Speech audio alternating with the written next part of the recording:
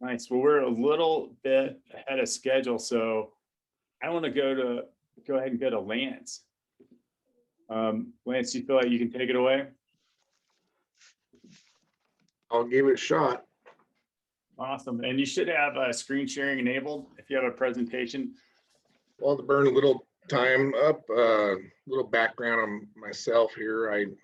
I work for the Idaho Association of Soil Conservation Districts from 95 to about 2002. And then I went over to Department of Ag from 02 to 06. And then I went to the Soil Conservation Commission from 06 to about 2011. And that's where I started here at DEQ. So I've been in the system for a little while. And this project is shaking loose a lot of memories of my time in the Little Salmon River Basin and working with the locals on both the Tmdls and the implementation plans back in the day. I was out there for probably 5-6 years. I've probably stomped through everybody's land out there. I walked up and down all of Little Salmon River, 4 Mile, Big Creek, Mud Creek, East Branch of Goose Creek. So I've been throughout the watershed. It was a great experience, and looking back at this, it's been a while since we've been out there. So that's something that's interesting, that how time goes. We used to have a staff presence up there.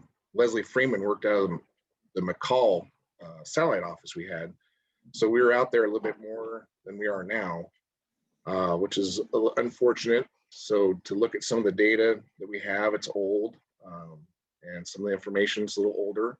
So I'm presenting some older stuff, but we'll see how it goes here. So I appreciate it. So they asked to go on, cover up the current water quality conditions in Little Salmon River watershed and the previous findings of Little Salmon Watershed Advisor Group. And I see a lot of familiar faces on this call, so their memories are probably better than mine of the process. So if they want to jump in, please jump in at any time.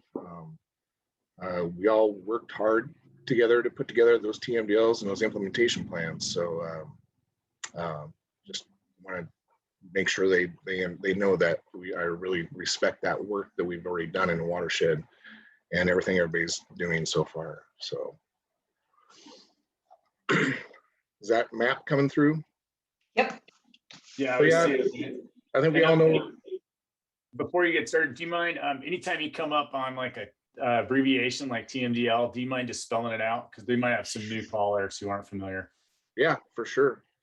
Total maximum data loaded. I'll explain that here in a little bit, but a lot of the stuff I'm going to give is a 30,000 foot view. I didn't have a lot of time to put this together, so I feel like I could do a little bit better. We'll see what we can get out of this. So yeah, I think everybody knows the watershed from the top end of Little Salmon River, where it ends up meeting with the main salmon down by Riggins. The hydrologic unit code is 170602110. The size of the watershed is about 368,000 acres or 576 square miles. The watershed length is 45 miles. River length is 51. The water bodies that currently have total maximum daily load Tmdls on it are Big Creek, East Branch, Goose Creek, Little Salmon River, Mud, and Little Mud Creeks. The beneficial uses affected are cold water aquatic life, salmon spawning, primary contact recreation, and domestic water supply. And major land uses, forestry, rangeland, and recreation.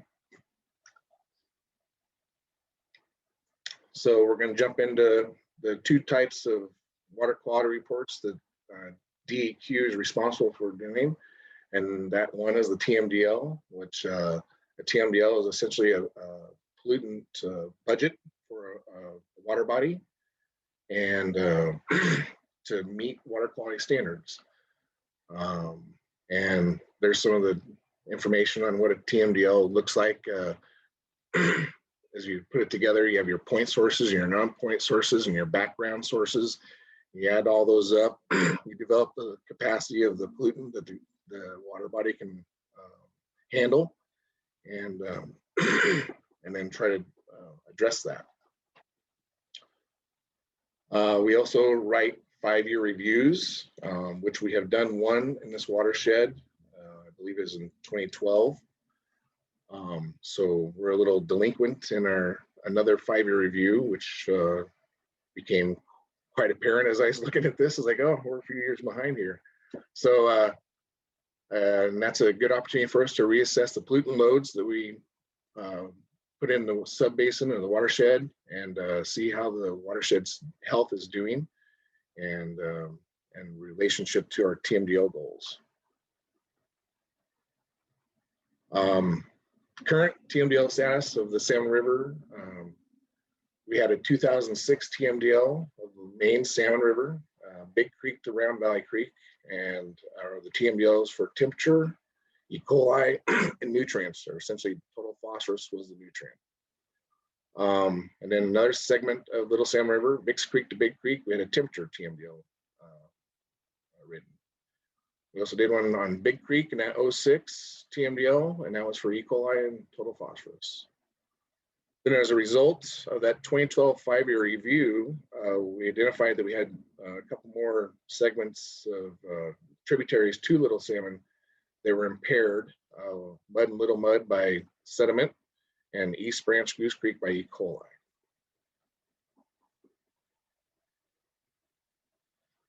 Again, the 5-year was completed in 2012, and that's a link. We have a website. Our website has all these documents on it, and there's the link. So if this gets shared, you guys can hit that link and go look at all the old documents we have.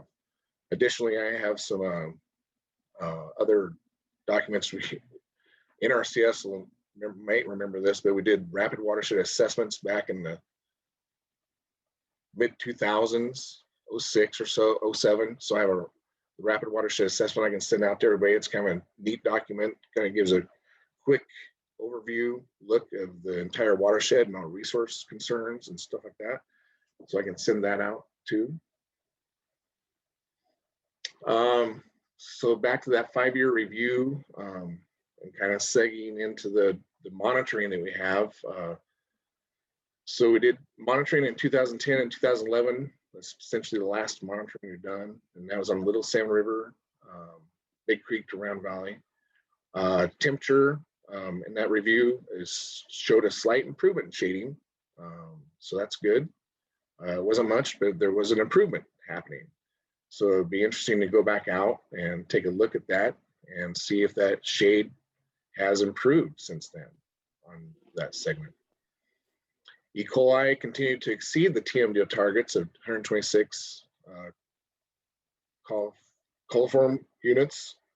It was 134, so that's better than the 05, which was an average of 406. And back then we had a high of 1700, which we didn't see in that last set. So that would be a good measurement to go back out and look at, is do an E. coli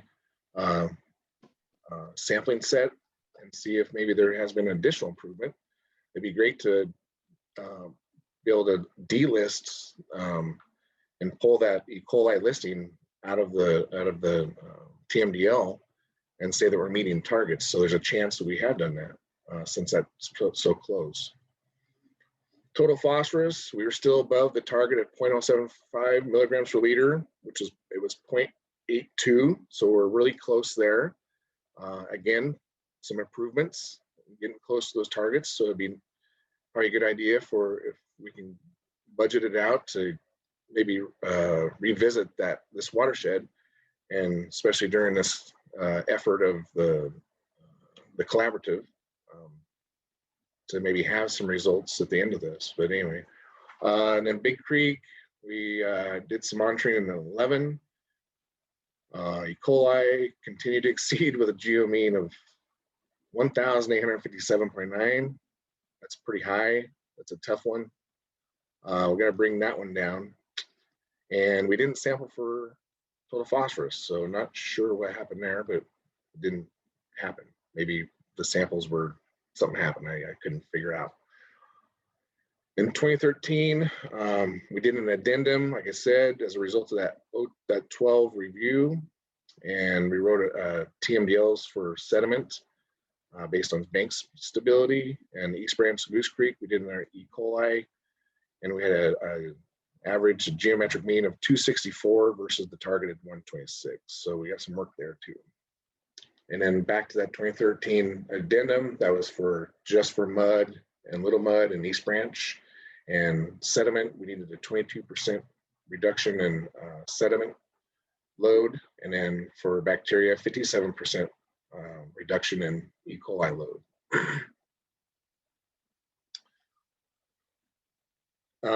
The other part of our work is the implementation plan component of the TMDLs, which is where we get in there and we work with the Soil Conservation District, Soil Conservation Commission.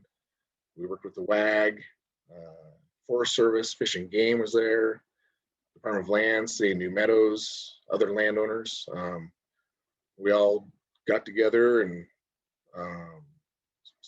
started talking about what we can do to address that TMDL and those targets and what kind of practices we should put on the ground to address that.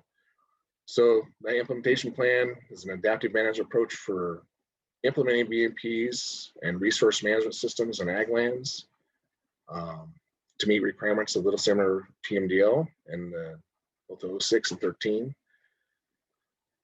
So yeah, and then Forest Service and the City of New Meadows also had some components of those implementation plans. They had put together some strategies for what they could do. So again, local impairments to beneficial uses. We have sedimentation, mostly from bank erosion. There is also some background and an in-stream sedimentation. E. coli from a variety of sources, and then the temperature load. And this is what I carried around that watershed for many, many days. And to look at the amount of shade is on the rivers and the tributary, the river there and the tributary, if you can see that. So moving on to the role of the Watershed Advisory Group, there are, that's our local input essentially. It's like they're the ones that give us the local insight, regional insight. The members are from forests, products, land management, mining, agriculture, environmental interests, water-based recreation, and members at large. And then again, on this presentation, I have a link to our web page that can give you more information on that. And like I said, there's several folks on this. This is a meeting that attended those meetings or on the WAG. They provide us input and guidance on development of our TMDLs and our implementation plans and our 5-year reviews. And as part of that implementation effort, they help us identify potential projects, help us identify local partners, and then also work with generally we work with the Soil Conservation District in Adams to apply for 319 projects. And those 319 grant funds are from EPA, and they're generally used for non-point sources of pollution. So there's been a lot of 319 projects out there from Fish and Game, fencing, and a lot of plantings and offsite watering and stuff like that. So from that 08 implementation planning effort, what I remember, and this is what I pulled out of I don't know how many pages that document was I remember sitting at the table and everybody was asking, well, what are our priorities? What are we going to do? And because we have all these things, all these BMPs we could do, and it came down to us coming up with these 3 things, is what I remember. And I remember this being kind of a breakthrough for us. It's like, okay, we can focus on this. So we had a priority ranking, and for riparian areas on Big Creek and Little Salmon River, to treat those riparian areas adjacent to the 303 delisted stream segment, which is the Tmdl is on, and thinking that'll have the most effective improvement on water quality in those reaches. And so that was a pretty good one, I thought. And then move on to the riparian of the tributaries. So the water quality of the tributaries and the stream reaches influences the water quality of listed reaches. Therefore, improving resource conditions on these tributaries will positively affect meeting Tmdl water quality criteria in the subbasin. Additional stream and pasture assessment is recommended for these areas. We did do some additional stream and pasture assessment, I think, in that following implementation effort. It might be interesting to take a look at that. And then our third priority was the pasture and haylands. With adequate riparian buffers and good riparian conditions, upland pasture hayland conditions will have a lesser influence on water quality in the subbasin. So these are some accomplishments from that 08 effort that we documented in the 5-year review. So between 2012 and 2015, there's some channel bank vegetation done, and I have a feeling there's more. If we had Mike Young, or I know Dudley's not working there, but Michael Young would know, we've probably done more channel bank vegetation, and the locals have probably done more than half an acre and since then. Fencing, I wouldn't doubt there's more than fencing that's been done since we documented that in that Tmdl review. 5,281 feet of fence have been put in. Prescribed grazing, 1,200 acres. Woody residue treatment, 35 acres. Integrated pest management, 60, and forest stand improvement, 35. I think these numbers could be, it'd be interesting to take a look at NRCS and see if they could come up with, current data, or the commission. But that's what I had from the documents I have. So from the 2016 implementation plan that I think the commission wrote to address that 2013 addendum of Mud Creek and Goose Creek, where they had those reductions for sediment, bank stability of 22%, and bacteria, they identified both fencing, riparian cover, tree and shrub establishment, watering facilities, livestock pipelines, spring developments, and prescribed grazing. So what's happened since then, I don't have that information, unfortunately. So that's, a real overview. I know there's a lot more information out there that I just don't have at my fingertips that we probably get if we work with the commission and NRCS to see what else has happened out there. But regarding monitoring, we really haven't been out there since for a few years, so it'd be good to get back out there. So I'll open it up for discussion or thoughts from folks. Nice. It looks like Holly Becker, you have your hand up. Yes, thank you. Do you have any ballpark figure of how big a riparian buffer would be needed to have improvements in some vegetation, filtering, etc., along these channels? I don't have the current NRCS specs, but a lot of the buffers that we've done up there aren't real wide. It doesn't take a lot of plantings to provide some protection. But, we usually, like the fencing would probably be, 10, 15 feet off of the edge of the creek. And, that could be used for, a short-term grazing system, and then move the animals out, and then allow the plants to regrow in there. So like this picture you see here, this is from the Wetland Reserve section of the stream, which is a lot different than what you see further up in the watershed, which is, this one right here.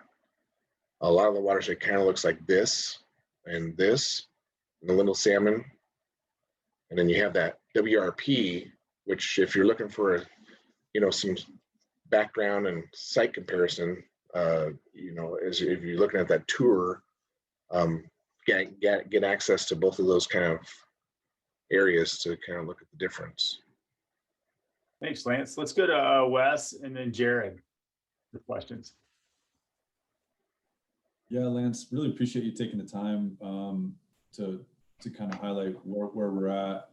And then I just wanted to let folks know, we'll have these 2 field trips where we'll be getting out in the field, and then we'll be having in-person meetings, a mixture of also some Zoom where folks can't join in person, but really look forward to kind of diving into this WAG a little deeper. We're not looking to produce the same thing that you guys came up with. You guys did a lot of hard work and a lot of time and energy went into this. And I think you got some great findings in there. And so we'll be wanting to partner with the folks who were on this WAG to kind of dive a little deeper into what they found. And so we can use that as our starting point and look on how to move forward to capitalize on the efforts and time that you guys have put into that. So we'll be looking forward to this. Like, again, we have a lot of meetings ahead of us. And so diving deeper into this and just seeing how we can,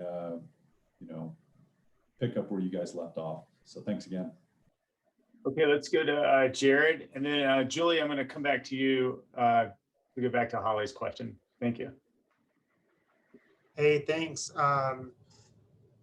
To answer that question, and regarding the filters or the buffer and how big it needs to be, I think Lance hit most of the key parts. And the answer is it's super variable. It really depends on what is the intent of the buffer, and then how can it be managed.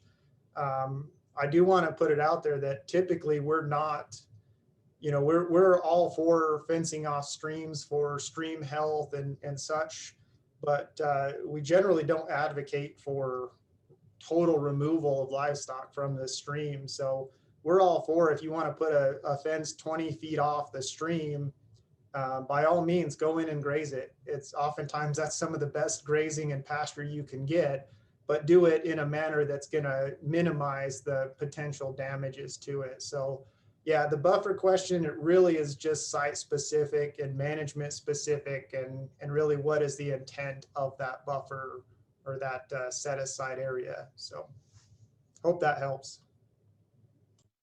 Yes, thank you, Jared. Julie, you want to weigh in on this as well? I know how to work this stuff, sort of.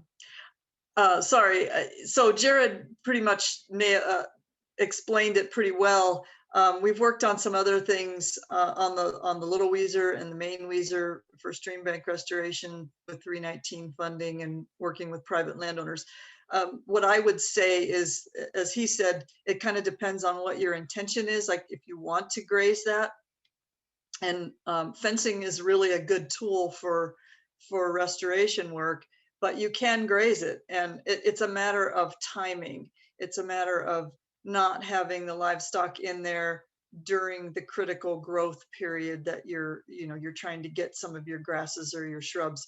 And if you can rest it for a year or so while some of those plants are growing up a little bit, and then go in and start using it as part of your grazing rotation for short periods, especially in the hot time of the year, that's when your shrubs are growing the most. But certainly, we've always advocated for allowing those areas or encouraging those areas to be grazed, because you need to get in there and do your weed control, and you need to keep the areas opened up, and the livestock are your best tool for at least keeping the areas open so you can get in and do whatever maintenance you need to do and your weed control and so forth. So it's part of a grazing rotation or a grazing system, and those are things that I think help the most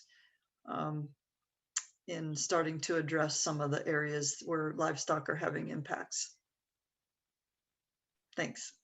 All right, thank you. We'll go to Dean and then back to Holly. Dean, please go ahead. On the east branch of Goose Creek, I wish I could figure out how to put pictures on here, but we have done between rental ground and my own ground, probably over a mile on each side of the creek. We've done riparian work. We have high tensile 4-wire fences in that are electrified.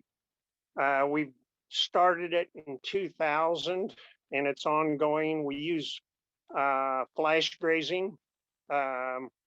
We'll put 300 head of cattle in for 2 days, you know, and I have cottonwoods growing that are probably approaching 25 feet tall now. I wanted to make a comment on, I believe it was the DEQ. I just got in on the end of it, and they were talking about the shade. I can't remember the name of it. Maybe you can help me. Measuring shade on the streams.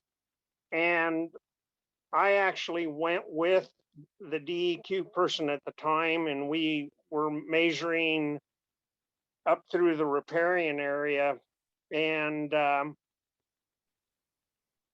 it, even with all the willows, the brush, and the cottonwoods that were coming in, would not meet the data tables on their shade tolerances. At the time, the person I was talking to in conversation, they said a lot of the data was actually developed in conifer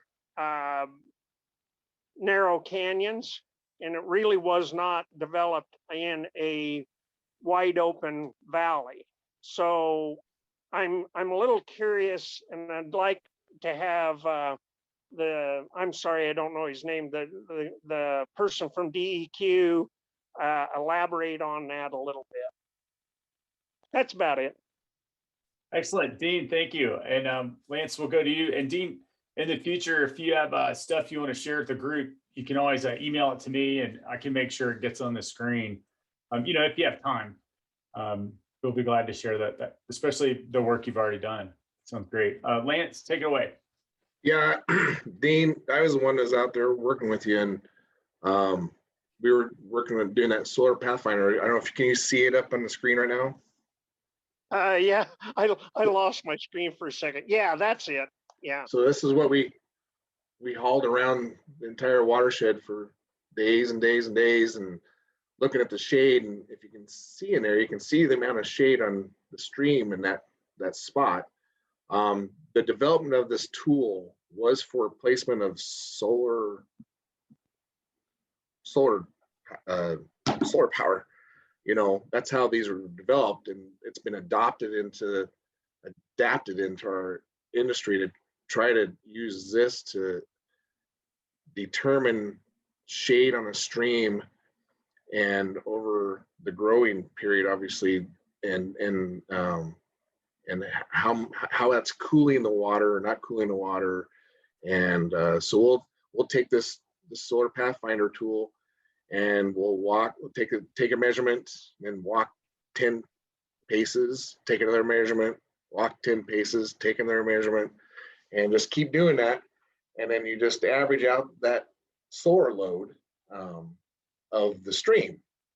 So that's what we did. And I remember being out on Dean's place, and he's growing some high quality Tmdl, if I remember right. And what was great about going out with the landowners is they could tell us about their stream. And well, it was over there at one time, but all the trees are over here, and now they're gone. So that it's, you know, the streams are moving around, and then you have a flood event, and it completely changes everything again. And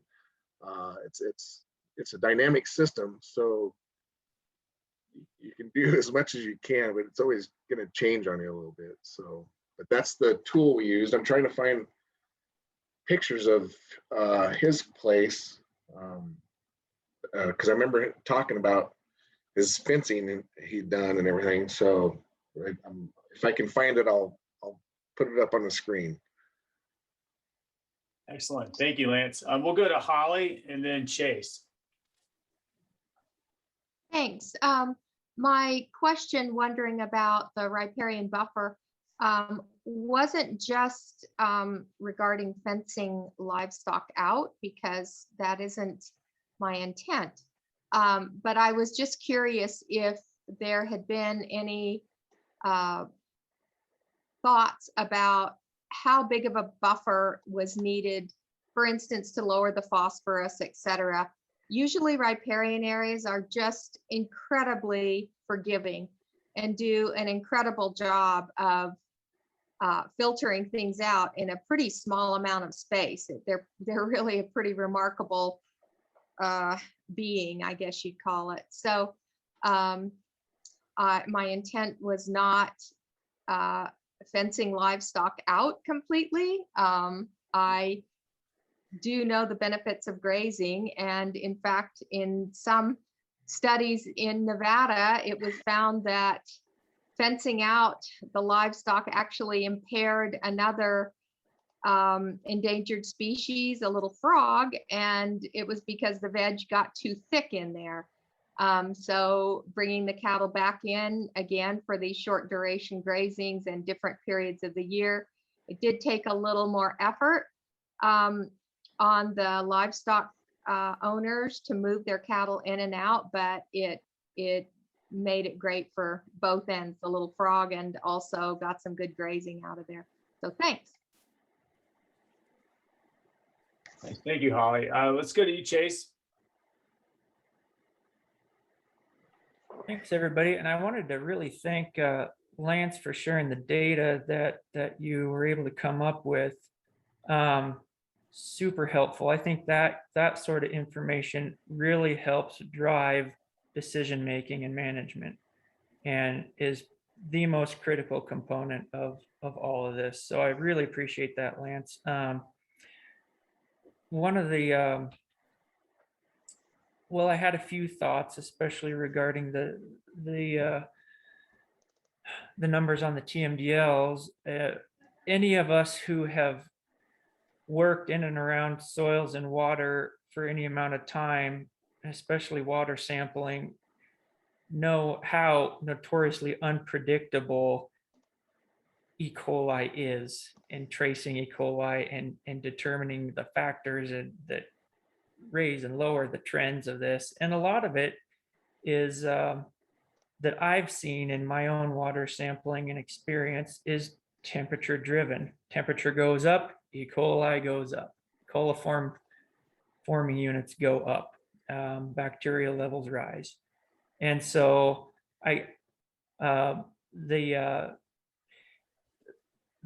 they're all tied together. The nutrients, the phosphorus within a soil profile is fairly immobile. And when you have higher sediment loads, you see higher nutrient loading in the waters, that kind of stuff. So I find this all very interesting. And I'm really try to be very conscious about the context of the ecological sites we're looking at, and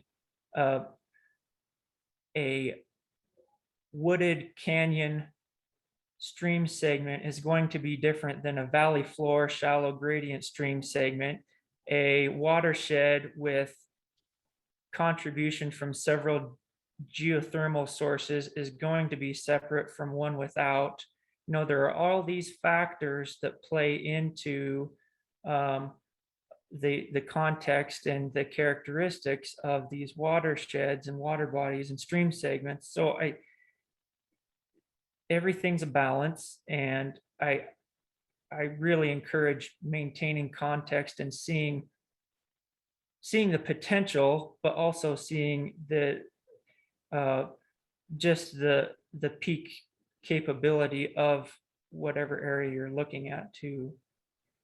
So that's kind of some of the thoughts running through my head right here. And getting back to Lance's data, I think first and foremost, going forward, it would be good to have updated information. So that's what I had to say, guys. Excellent. Thank you, Chase. Thanks, Chase. Did you end up with a soil science degree?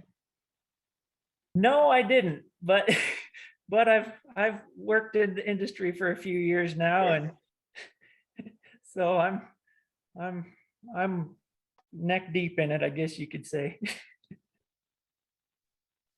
Excellent. Well, there's a few comments in the chat I just want to acknowledge. There's comments from Julie about, again, some of that context I believe that Chase was talking about. You can also look in the chat, and Wendy Green was wondering if it'd be helpful to visit a site like Dean described to kind of establish, see some of the work that's been done. And I think that a conversation could certainly happen in the field trips. And again, moving forward, we always just want to be respectful of the success that especially private landowners have had, but also acknowledge that it took a lot of work to get there, and there can be I think they're probably imagine a little bit of vulnerability, like letting people, on your property. So Dean, you've got your hand up. I'll go to you, and then I'm going to ask that after that, we'll go to a break and just try and stick with our schedule. So Dean, please go ahead. Yeah, I wanted to tell the group that all the work that I've done and has been with the NRCS. We've done cost sharing with them on fencing, with willow planting, with I've also done management with headgate structures, all broad spectrum management on our lands, and it's been through the NRCS. We have BMPs on our ranch. By doing this, we follow management on what little hay ground I still have through their guidance. And it's very important to realize that most of us that have been doing this have been doing it through state and federal management and help. Excellent. Thanks, Dean. I do want to take a second just to thank Lance again for sharing the information. And Lance, let us know. It seems like the group would be really interested if we could get, what can we do to get another data set from you? If there's any encouraging, I imagine the Duke would be pretty happy about it. Yeah, I just have to build a budget, get a budget approved, and just a few things, right? Yeah. But yeah, again, thanks for coming and joining us today and sharing your expertise. It's a little bit, I've got 10:56 on my clock. So let's start back at 11:05. Thank you, everybody. And there's something in the chat we'll look at, and we'll address that then. But yeah, let's go to the break. Thank you all.